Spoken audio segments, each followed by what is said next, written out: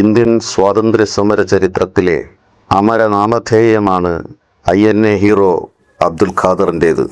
ചരിത്രത്തിൽ നാം ചികയുമ്പോൾ എപ്പോഴും ലഭ്യമാകുന്ന വിവരങ്ങൾ നവോത്ഥാന നായകനായ വക്കം അബ്ദുൽ ഖാദർ മൗലവിയുടെ ചിത്രമാണെങ്കിൽ ചരിത്രമാണെങ്കിൽ ഏറെയൊന്നും അറിയപ്പെടാതെ കിടക്കുന്ന ഒരു വലിയ കനലാണ് INA ഹീറോ വക്കം അബ്ദുൽ ഖാദർ.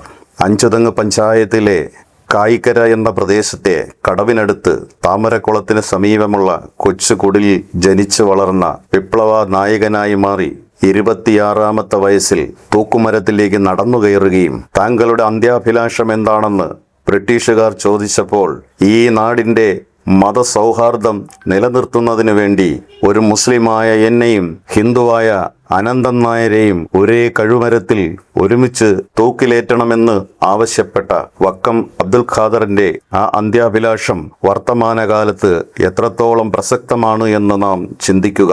ഈ രാജ്യത്തിന്റെ സ്വാതന്ത്ര്യത്തിനു വേണ്ടി രക്തം നൽകി ജീവിതം നൽകി കുടുംബങ്ങളെ വിട്ടെറിഞ്ഞ് നാടുകടത്തപ്പെട്ടവരുടെ പിന്മുറക്കാരുടെ രാജ്യസ്നേഹം ചോദ്യം ചെയ്യപ്പെടുന്ന ഈ കാലഘട്ടത്തിലാണ് വക്കം അബ്ദുൽ ഖാദറിനെ പോലെ ധീരനായ രക്തസാക്ഷിയെ അദ്ദേഹത്തിന്റെ ത്രസിപ്പിക്കുന്ന ചരിത്രത്തെ നാം തിരിച്ചറിയേണ്ടത്. ഈ ലഘു വീഡിയോയിലൂടെ ഇന്ന് നാം പരിചയപ്പെടുത്തുന്നത് വക്കം അബ്ദുൽ ഖാദറിന്റെ സഹോദരിയായ സുഹറ ബീവിയെയും അദ്ദേഹത്തിന്റെ വീടിരുന്ന സ്ഥാനത്ത് ഇന്ന് നിലകൊള്ളുന്ന സ്മാരക സ്തൂപത്തെയും അദ്ദേഹത്തിന്റെ മരുമകനും ചിത്രകാരനുമായ അബ്ദുൾ റഹീമിനെയുമാണ്.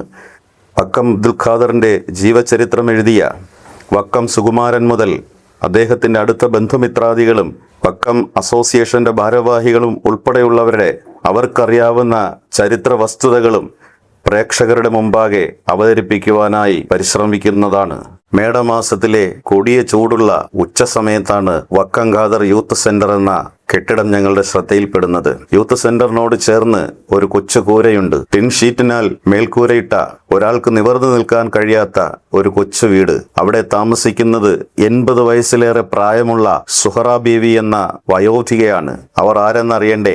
ഈ രാജ്യത്തിനു വേണ്ടി സ്വാതന്ത്ര്യത്തിനു വേണ്ടി ബ്രിട്ടീഷുകാർ ഇന്ത്യ വിട്ടു പോവുക എന്ന ആവശ്യം ഉന്നയിച്ചതിന് വേണ്ടിയിട്ട് ബ്രിട്ടീഷുകാർ ക്രൂരമായി മർദ്ദിച്ച് അവശനാക്കി തൂക്കുമരത്തിലേറ്റിയ വക്കം അബ്ദുൽ ഖാദറിന്റെ സഹോദരിയാണ് സുഹറ ബീവി. ആ ഉമ്മ ഇന്ന് ദാരിദ്ര്യത്തിൻ്റെയും കഷ്ടപ്പാടുകളുടെയും നടുക്കടലിൽ ജീവിക്കുമ്പോൾ, ഒരു നല്ല വീട് പോലും ഇല്ലാതെ ഈ കൊച്ചു കൂരയ്ക്കുള്ളിൽ താമസിക്കുമ്പോൾ സ്വാതന്ത്ര്യം നൽകിയ ആവേശവും അതിരുകളില്ലായ്മയും കൊണ്ട് നാം സുഖജീവിതം നയിക്കുകയാണ്. വക്കം അബ്ദുൽ ഖാദറിനെ കുറിച്ചും അദ്ദേഹം അനുഭവിച്ച ത്യാഗപൂർണമായ ജീവിതത്തെക്കുറിച്ചും അറിയുകയും വരും തലമുറയ്ക്ക് പകർന്നു കൊടുക്കുകയും ചെയ്യേണ്ടത് രാജ്യസ്നേഹികളായ എല്ലാവരുടെയും ബാധ്യതയാണ്. പ്രകാശ് ഡെപ്യൂട്ടി കളക്ടറായിരുന്നു. ഞങ്ങൾ വന്നത് ഈ കടവുമായി ബന്ധപ്പെട്ട കുറച്ച് കഥകൾ കേൾക്കാനും അതോടൊപ്പം തന്നെ ഈ കടവുമായിട്ട് വളരെ ബന്ധമുള്ള വക്കം ഖാദറുമായിട്ട് ബന്ധപ്പെട്ട പഴയ ചരിത്രങ്ങളെ ഒന്ന് ചികഞ്ഞെടുക്കാനും വേണ്ടി. വീരപുത്രനാണ് നമ്മളെ ഈ സുഭാഷ് ചന്ദ്രബോസിന്റെ. അതെ, INA ഇവര് തങ്ങളെ കണ്ടിട്ടില്ലെന്ന് തോന്നി. വക്കം ഖാദറിന് അവിടെ ഒരു ലൈബ്രറി ഉണ്ട്.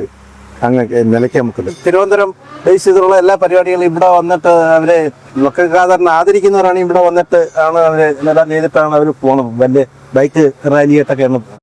പേരെന്താ? വക്കം ഖാദർ സാഹിബായിട്ട് സഹോദരിയാണ്. 5 ഭാര്യമാരുണ്ടായിരുന്നു. എന്റെ വാപ്പ ഇതുപോലുള്ള ആദ്യത്തെ ഇവിടുത്തെ കടത്തുകാരൻ എന്നൊക്കെ കിട്ടുന്നുണ്ട്. ശരിയാണോ? കടത്ത് വാപ്പായിരുന്നു. ഈ സഹോദരനെ കുറിച്ച് എന്തൊക്കെ കേട്ടിട്ടുണ്ട്? വാപ്പ വിളിച്ച് ഇതിപ്പിട്ട് പറയും, വാപ്പ എന്നെ ഒന്ന് തിരക്കരുത്, ഞാൻ ഇതിന് വേണ്ടിയാണ് ജീവിക്കുകയാണ്. എന്നെ മറന്നേക്കണം അല്ലേ? ഞാൻ രാജ്യത്തിന് വേണ്ടി ജീവിക്കുകയാണ്. പിന്നെ അദ്ദേഹം വിവാഹിതനായിരുന്നു. ഇല്ല, അങ്ങനൊന്നും ചിന്തിച്ചില്ല പുള്ളി.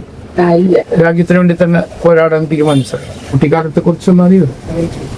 ഖാദർ സാഹിബ് ജീവിച്ചിരിക്കുന്ന സഹോദരി കാണാൻ പറ്റിയ ഒരു കാര്യമുണ്ട്. നിങ്ങളുടെ വാപ്പാടെ പേര്? ഖാദർ സാഹിബിന്റെ ഉമ്മയുടെ പേരെന്തായിരുന്നു? ഉമ്മലും തർക്കമില്ലാത്ത ഭാര്യമാരെ 5 പേര്. 5 പേര്. എന്റെ മാളെ ഒരു കുഞ്ഞു വീതി.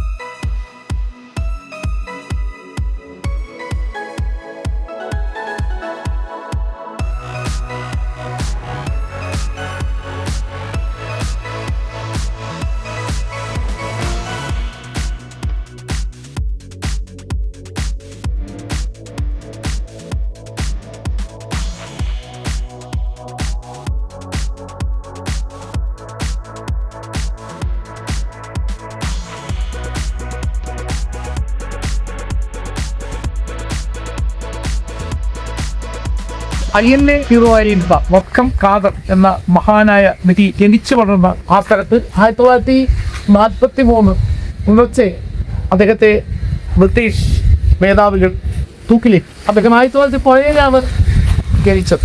ഈ സ്മാരകം 1989 സെപ്റ്റംബർ 10 അയ്യന്നെയുമായി ബന്ധപ്പെട്ട അതിൻ്റെ പ്രവർത്തകന്മാരും നാട്ടുകാരും വിളിച്ച് പണിതുണ്ടാക്കിയ ഈ സ്മാരകത്തിൽ നമ്മോടൊപ്പം നിൽക്കുന്നത് മഹാനായ വക്കം ഖാദറിന്റെ ജീവിക്കുന്ന ഒരു പ്രകൃതിയാണ്. ഒരു അഭിമാനത്തോടെ കൊണ്ടു നടക്കുന്നത് അല്ലേ? അല്ലേ? വന്ന് കാണുന്നില്ല. ഇന്നും വളരെ ദരിദ്രമായ ഒരു ചുറ്റുപാടിലാണ് ഈ സഹോദരി കുടുംബവും താമസിക്കുന്ന കാണുമ്പോൾ വളരെ കേരം തോന്നി. ഖാദർ സാഹിബിനെ കുറിച്ച് എന്തൊക്കെയാണ് അമ്മ കേട്ടറിഞ്ഞിട്ടുള്ള കാര്യങ്ങൾ എന്തൊക്കെയുണ്ട്? എൻ്റെ വാപ്പ പിന്നെ കാണാൻ പറ്റിയിട്ടില്ല. കാണാൻ പറ്റിയിട്ടില്ല. അദ്ദേഹം INA ചേർന്നു. അദ്ദേഹം ഇന്ത്യയുടെ സ്വാതന്ത്ര്യത്തിന് വേണ്ടിയുള്ള പോരാട്ടത്തിലെ പിന്നീട് ജയിലിലായി. പിന്നെ അദ്ദേഹം തൂക്കിലേറ്റി മരണപ്പെടുകയാണ്. ഒരു സ്വാതന്ത്ര്യ സമര സേനാനിക്ക് ഈ നാട് നൽകുന്ന ചെറുതെങ്കിലും ഒരു ഓർമ്മ, ഒരു സ്മാരകം ഉണ്ട് എന്നുള്ളത് സത്യമാണ്. സ്ഥലത്താണ് അദ്ദേഹം ജനിച്ചു വീണത് എന്ന് കേൾക്കുമ്പോൾ നമുക്ക് പോലും അഭിമാനം തോന്നുന്നുണ്ട്. കാരണം ഇങ്ങനെ ഒരു കുഗ്രാമത്തിൽ അദ്ദേഹം ജനിച്ചു വളർന്നെങ്കിലും ലോകമെന്നും അറിയപ്പെടുന്ന വ്യക്തിയായി ജീവിക്കാൻ കഴിഞ്ഞു. നമ്മളെപ്പോലുള്ളവരുടെയൊക്കെ മനസ്സുകളിൽ എന്നും അദ്ദേഹത്തിന് സ്ഥാനമുണ്ടായിരുന്നു. ഇത് നമുക്ക് തിരിച്ചറിയാൻ പറ്റുന്നു. അദ്ദേഹത്തിന് ജീവിച്ചിരിക്കുന്ന ഒരു സഹോദരിയെ കൂടെ ഈ സ്മാരക സ്തൂപത്തിന് മുമ്പിൽ നിന്നുകൊണ്ട് ഇങ്ങനെ പറയാൻ കഴിയുന്നത് തന്നെ അഭിമാനകരമാണ്. കുറിച്ച് ജീവിച്ചിട്ടുണ്ടെങ്കിൽ നമ്മൾ സംസാരിക്കുവാൻ രക്ഷമാർക്കുണ്ട്. വളരെ കഷ്ടപ്പെട്ട് ജീവിക്കുക. ഈ കുടുംബത്തെ സർക്കാർ ശ്രദ്ധിക്കണം. അവർ ജീവിച്ചിരിക്കുന്നിടത്തോളം കാലം കണ്ണീരില്ലാതെ ജീവിക്കാൻ അവർ കഴിയണം. പരാജയപ്പെട്ട് ജീവിക്കുക. സുഖം സ്ഥാപിക്കാനായിട്ട് ആദ്യമായിട്ട് മുൻകൈ എടുത്തൊരു വ്യക്തിയാണ്. എൻ്റെ കുട്ടിക്കാലത്ത് പിന്നെ INA അസോസിയേറ്റ് പ്രസിദ്ധീകരിച്ച സോവനീർ കൊണ്ടുവന്ന് എൻ്റെ ബന്ധുക്കൾ ഇവിടെ വെച്ച് കത്ത് വായിക്കുന്നത് എൻ്റെ ചെറുപ്രായത്തിൽ.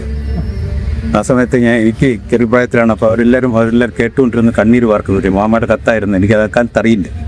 അപ്പോൾ അതിനകത്ത് ഞാൻ നോക്കുമ്പോഴത്തേക്ക് വക്കം തൂക്കുമരത്തിൽ നിന്നും വക്കം ഖാദർ എന്നുള്ള ഹെഡിങ്ങാണ്. അപ്പോൾ ആ കുട്ടിക്കാലത്തെ എല്ലാവരും ദുഃഖപ്പെടുത്തിയ ആ ഒരു സംഭവം എൻ്റെ മനസ്സിനകത്ത് ഇങ്ങനെ കിടക്കുകയായിരുന്നു. എൻ്റെ ഒരുക്കപ്പെട്ട ഒരു കാലഘട്ടം വീട്ടിലും ഇവിടുത്തെ പ്രദേശത്തെ കടകളിലുമൊക്കെ മാമയുടെ ഒരു ലഘുലേഖ INA അസോസിയേഷൻ പ്രസിദ്ധീകരിച്ചത് ഉണ്ടായിട്ടുണ്ടായിരുന്നു. അപ്പോൾ അതിൽ നിന്ന് കൂടുതൽ കാര്യങ്ങൾ അറിയുകയും മാമയെ പറ്റി അറിഞ്ഞപ്പോൾ ആ ഒരു മാമ എന്നുള്ളതല്ല, അതിനപ്പുറത്തേക്ക് രാജ്യത്തിനോട് ജീവിത്യാഗം ചെയ്തൊരു അദ്ദേഹത്തെക്കുറിച്ചുള്ള ഒരു സ്മരണ എൻ്റെ മനസ്സിലാക്കുക. ഏതായാലും അദ്ദേഹത്തിൻ്റെ പുതിയ തലമുറയ്ക്ക് പഠിക്കാൻ ഉതകുന്ന വിധത്തിൽ പുതിയ ഗ്രന്ഥങ്ങൾ ആരെയും കൊണ്ട് എഴുതിപ്പിക്കും. അതിനുള്ള ശ്രമങ്ങളുണ്ട്. അതെ, അദ്ദേഹം തൂക്കുമരത്തിൽ കയറുമ്പോൾ 26 വയസ്സ് മാത്രമേ. അത്രയും ചെറുപ്രായത്തിൽ പോലും രാജ്യത്തിന് വേണ്ടി ഇത്രമാത്രം പോരാട്ടം നടത്തിയ അദ്ദേഹത്തിൻ്റെ മനസ്സ് ഭയങ്കരമാണ്. ഒരിക്കലും ആ പ്രായത്തിലുള്ള ആരും അങ്ങനെയൊന്നും തയ്യാറാവില്ല. അത്രയും തയ്യാറായ ആ മനുഷ്യന് ഉചിതമായ സ്മാരകം ഇവിടെ ഇല്ല എന്നാണ് ഞാൻ തോന്നുന്നത്. അങ്ങനെ സ്മാരകം ഉണ്ടോ? ഇപ്പോൾ അതിനുവേണ്ടി ശ്രമിക്കുന്നുണ്ട്. തിരുവനന്തപുരത്ത് ഇതിനുവേണ്ടി സ്ഥലം ഏറ്റെടുത്ത് ഒരു സ്മാരക മന്ദിരം ഉണ്ടാക്കിയിട്ടുള്ളൂ. പിന്നെ കൂടുതൽ വികസനം നടക്കുന്നുണ്ട്. ഇലയ്ക്കാമുക്കിൽ റിസർച്ച് ലൈബ്രറി ഉണ്ട്. അപ്പോൾ അങ്ങനെയുള്ള കാര്യങ്ങൾ അത് ഗവൺമെൻറ് ഗ്രാൻഡോട് കൂടി തന്നെയാണ്. പിന്നെ ഇപ്പോൾ മാത്രമല്ല, ഇപ്പോഴും ജനങ്ങൾ പങ്കാളിത്തത്തോടെ ഒരുപാട് പദ്ധതികൾ ആവിഷ്കരിക്കുന്നുണ്ട് പല നാടുകളിൽ. പിന്നെ അതുപോലെ തന്നെ കോഴിക്കോടൊക്കെ ഇതിൻ്റെ അനുബന്ധമായിട്ടുള്ള സ്ഥാപനങ്ങളൊക്കെ അത് സഹായിക്കും. പുതിയ തലമുറ ഇതിനോട് കൂടുതൽ ഉണ്ട്. മാത്രമല്ല, ഇപ്പോൾ ഈ 125 വർഷമായി വക്കം ഗവൺമെൻറ് ഹൈസ്കൂളിൻ്റെ വാർഷിക ആഘോഷം നടന്നപ്പോൾ അതിൻ്റെ കവാടത്തിൽ തന്നെ മുൻവശത്ത് തന്നെ വക്കം മുത്തക്കാർ, കുവാനാച്ചൻ, വക്കം മൗലവി, പിന്നെ കൊച്ചുപോപ്പ് തിരകൻ, അങ്ങനെയുള്ള നമ്മുടെ നാട്ടിൻ്റെ വിവിധ തുറകളിലുള്ള മഹാന്മാരുടെ ചിത്രങ്ങളൊക്കെ ആലേഖനം ചെയ്തിട്ടുണ്ടായിരുന്നു. അങ്ങനെ ഞങ്ങൾ പുതിയ തലമുറയെ ഇതിലേക്ക് ഭാഗമായിട്ട് കൊണ്ടുവരാൻ വേണ്ടുന്ന എല്ലാ പ്രവർത്തനങ്ങളും ചെയ്യും. കാരണം ഇവർ ചെയ്തത് വലിയൊരു ജീവിത്യാഗമാണ്. ഇതിൻ്റെ ഈ പ്രധാന പരിപാടി നടക്കുന്ന ആ കാലത്ത് ജോർജ് ഓണത്തൂർ അദ്ദേഹം ഉണ്ടായിരുന്നുണ്ടോ. അദ്ദേഹം പറഞ്ഞു, എനിക്ക് വക്കം ഖാദറിൻ്റെ എഴുതിയ ഒരു കത്ത് തന്നു. ഞാനിവിടെ 2 ദിവസം മുമ്പാണ് അത് വായിച്ചത്. ആ രാത്രി എനിക്ക് ഉറങ്ങാൻ കഴിഞ്ഞിട്ട് തൂക്കിലേറ്റപ്പെടുന്നതിന് ഏതാനും മണിക്കൂറൊക്കെ മുമ്പ് മനസാന്തരത്തോടുകൂടി ഇരുന്ന് എഴുതിയ ആ ഒരു കത്തിൽ വക്കം അബ്ദുൽ ഖാദർ പുതിയ തലമുറയ്ക്ക് വലിയൊരു പാഠമാവേണ്ട ആളാണ്. ഇപ്പോൾ ഈ പാഠപുസ്തകങ്ങളിൽ പൂർവ്വചരിത്രങ്ങൾ വിസ്മരിക്കപ്പെട്ടുകൊണ്ടിരുന്ന കാലത്താണ് നമ്മളിപ്പോൾ ജീവിക്കുന്നത്. ഇപ്പോൾ ഇവിടെ അദ്ദേഹത്തിൻ്റെ പേരിൽ ഒരു വോളിബോൾ ടൂർണമെൻറ്റും പരിപാടിക്ക് നടക്കുമായിരുന്നു. കായലിനക്കരെ കായക്കിനെ കുമാരനാശൻ്റെ ജന്മസ്ഥലമാണ്. ഒരു ചെറിയൊരു സ്മാരക ചൂവും എന്തെങ്കിലും ചെയ്യണമെന്നൊരാഗ്രഹമുണ്ട്. അത് ഞാൻ കണ്ടെത്തിയത് ഈ കായലിൻ്റെ തീരത്താണ്. അപ്പോൾ അവിടെ ഈ വൈദ്യുതിയുടെ പോസ്റ്റും കാര്യങ്ങളൊക്കെ നിൽക്കുന്നുണ്ട്. ഞാൻ ഇങ്ങോട്ട് മാറ്റി വെച്ചു. ഇതിനോടൊപ്പം തന്നെ എൻ്റെ സുഹൃത്തും എൻ്റെ ബന്ധുവും ഈ വക്കംകാരുടെ ദേത്തൻ്റെ അഞ്ചൻ്റെ മകനുമായി വക്കപ്പാമി വരുവാനും ഈ അബ്ദുറഹീം എന്ന് പറഞ്ഞ ദേത്തൻ്റെ മകൻ. അപ്പോൾ ഞാൻ ഈ കാര്യങ്ങളെ പറ്റി പറയുകയും ഞങ്ങളെല്ലാം കൂട്ടായിട്ട് തീരുമാനിച്ചുകൊണ്ട് ഇവിടെ INA വക്കം ഖാദർ അസോസിയേഷനിൽ കത്ത് കൊടുത്തു. അപ്പോൾ എല്ലാവരുടെയും ഈ നാട്ടിലെല്ലാവരും സീമാരെ ഇവിടെ തീന്തായ വശനത്തിലൂടെയാണ് ഈ ഒരു കാര്യം ഈ സ്ഥലം അദ്ദേഹത്തിന് ജന്മസ്ഥലമാണെന്ന് പറയാം. അതെ അതെ ജന്മസ്ഥലമാണ്. പിന്നെ ഈ വീട് നിന്നിരുന്ന സ്ഥലമാണ്. ഈ പ്രദേശത്ത് വീടുണ്ടായിരുന്നത്. അപ്പോൾ തീർച്ചയായിട്ടും അദ്ദേഹത്തിന് പാഠപുസ്തകങ്ങളിലൂടെ വരും തലമുറയ്ക്ക് പഠിക്കാനുള്ള സാഹചര്യം ഉണ്ടാക്കണം എന്ന് നിങ്ങൾ ശ്രമിച്ചിട്ടുണ്ടോ? അതിന് ഞങ്ങളെല്ലാം ആത്മാർത്ഥതയോടെ ഇവിടെയുള്ള ജനങ്ങളുമൊക്കെ ആഗ്രഹിക്കുന്നതാണ്. അതിനി വരുന്ന സർക്കാരുകളും കൂടി അതിനുവേണ്ടി പരിശ്രമിക്കണം എന്നുള്ളതാണ്. ഒരു രാഷ്ട്രീയ ഭേദമന്യേ